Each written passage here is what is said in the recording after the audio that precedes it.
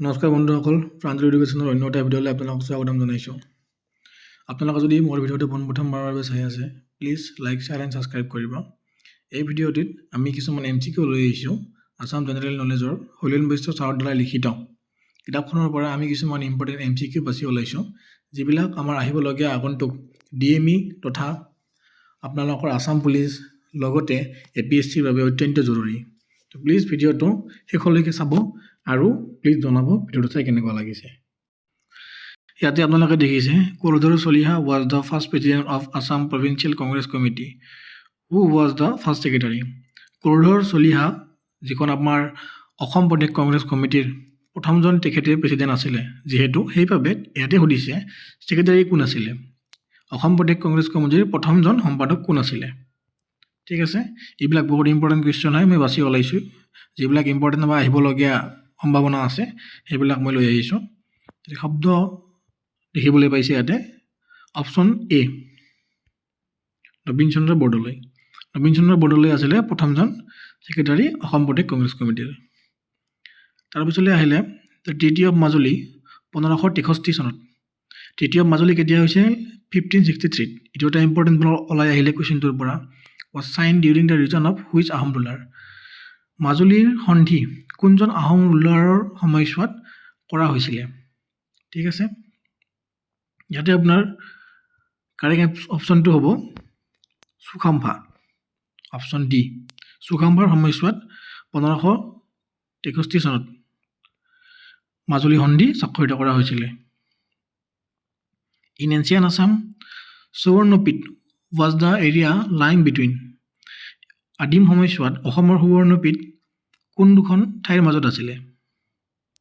চ' correct অপশ্যনটো হ'ব A, Rupahi and Bharali. Next আহিলে according to the traditional belief the earliest king of Pragjyotisha who was known as chief was known as. কিবাহৰ মতে earliest traditional মতে আগৰ আদিম সময়ত প্ৰাগজ্যোতিষপুৰৰ নন আইড চিফ কোন আছিলে?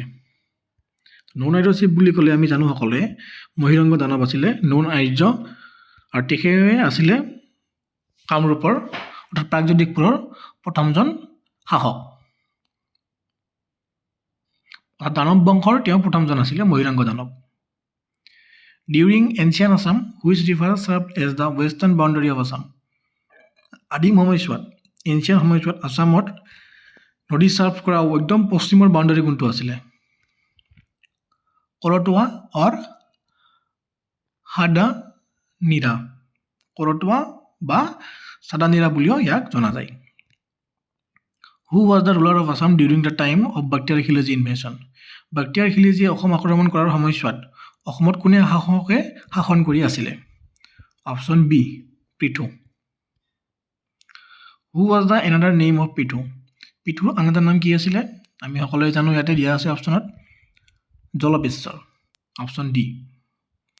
Which Kamata ruler shifted his capital from Kamrup Nagar to Kamatapur? কোন কমতা শাসকে তেওঁৰ ৰাজধানী কামৰূপ নগৰৰ পৰা কমতাপুৰলৈ স্থানান্তৰিত কৰিছিল? সন্ধ্যাই কৰিছিলে। ঠিক আছে। In which year Bakhtiyar Khilji invaded Assam? কোনটো চনত বাক্তিয়াৰ খিলজীয়ে অসম আক্ৰমণ কৰিছিলে?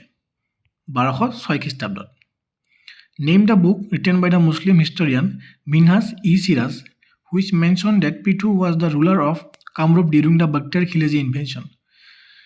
যিখন এখন বুক আছে মুছলিম হিষ্টৰিয়ান মিনহাজ এ চিৰাজে লিখা, যিখনত মেনশ্যন আছিলে যে পৃথু ৰুলাৰ আছিলে, শাসক আছিলে যেতিয়া কামৰূপত বাক্তিয়াৰ খিলজীয়ে ইনভেনশ্যন কৰিছিলে।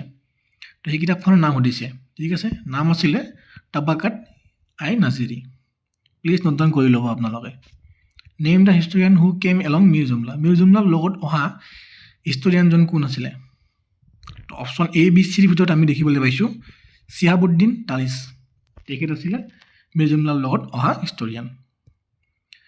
তাৰপিছত আহিলে on the bank of which river was the first Ahom Koch conflict 1544 চনত during the time of Suklenmung took place. তো কোন আছিলে? কোনখন নদী আছিলে? পিছালা নদীৰ পাৰত এই ঘটনা 1544 চনত সংঘটিত হৈছিলে। যিহেতু আমি আজি এইকেইটা কুৱেশ্যন আনিছিলোঁ, নেক্সট আমি আকৌ লৈ আহিম ভাল ভাল কুৱেশ্যন আপোনালোকৰ বাবে। আজি কেনেকুৱা পালে জনাব, ঠিক আছে। যদি আপোনালোকে ভাল পাইছে তে আপোনালোকে কমেণ্টত জনাব। নেক্সট মই ইয়াতকৈ আকৌ ভাল ভাল কিছুমান কুৱেশ্যন বাছি লৈ আহিম, ঠিক আছে। ধন্যবাদ।